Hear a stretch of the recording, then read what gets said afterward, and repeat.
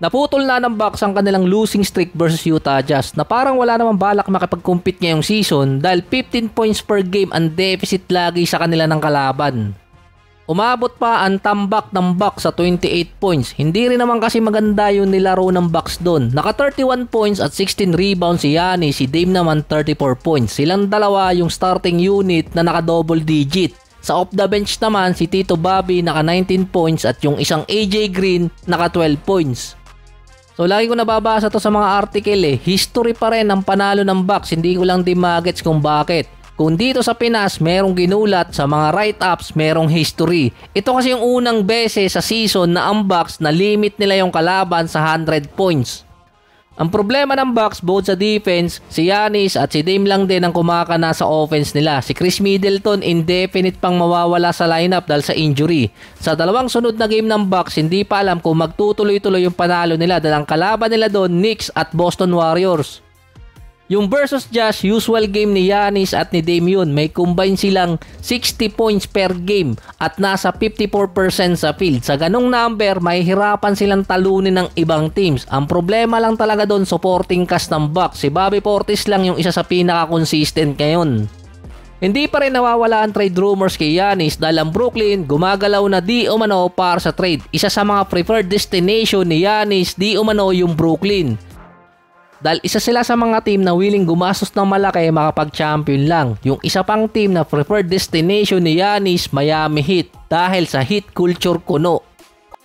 Yung Heat culture kasi ngayon dinidescribe na ng mga fans na wag ka lang tataba or bibigat habang nasa lineup ng Miami. Sinabi naman ni Bobby Marks, sa tingin niya hindi iti-trade ng Bucks si Giannis this season.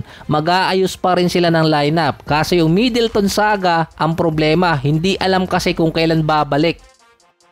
Base din kay Bobby Marks, may oras pa ang Bucks para hindi magbago ang isip ni Giannis at umalis ng Milwaukee. Parang Thanasis lang sapat na, hindi naaalis si Giannis nun.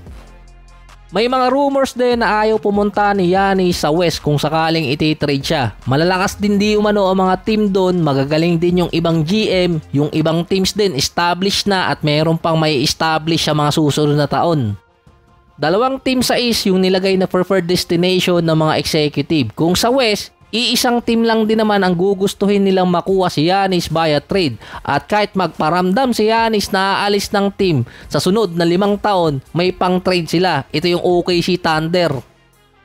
Ang value kasi ni Giannis sa trade market, at least 3 team deal ang pwede mangyari kasi doon. Katulad ng kay Damian Lillard, 3 team din, Blazers, Bucks at Suns. 3 draft picks ang nakasama sa trade na yon. Mahirapan kasi kung isang team lang din ang makikipag-trade dito nga sa Bucks. Pwera na lang kung star player to star player swap katulad na nangyari dati kay Westbrook at dito kay John Wall.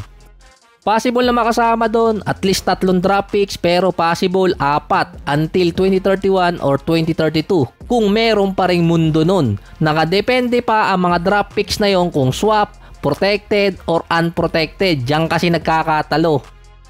Kapag swap or protected, hindi masyadong masakit sa kabilang team. Tulad nung Anthony Davis trade, hindi ganong kabigat, matagal nga lang ang inaabot. Yung unprotected naman, ubos na yung drop capital katulad ng ginawa ngayon ng Bucks. Kaya din at least 3 team deal ang pwede mangyari dahil sa kontrata ni Giannis. 48 hanggang $62 million kailangan hatiin yun sa mga player kung walang star player ang pwedeng ipalit kay Giannis doon.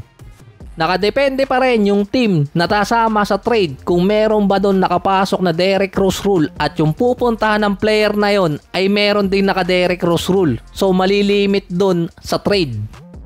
So sa madaling salita na lang kung meron mga restrictions sa kontrata nila at yung mga player under rookie contract pa or nasa mid contract. Yung kay Lillard kasi may Ayton at Holiday na nasama sa trade na napunta sa Portland. Nasakop agad yung salary cap ni Dame.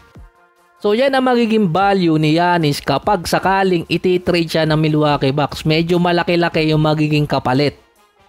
Nasigurado meron masasabing anong medyo malaki-laki. Malaki talaga magiging kapalit ni Giannis. Pero hindi naman si Danny Ainge yung nakikipag-trade. Siguradong yun ang mas malaki.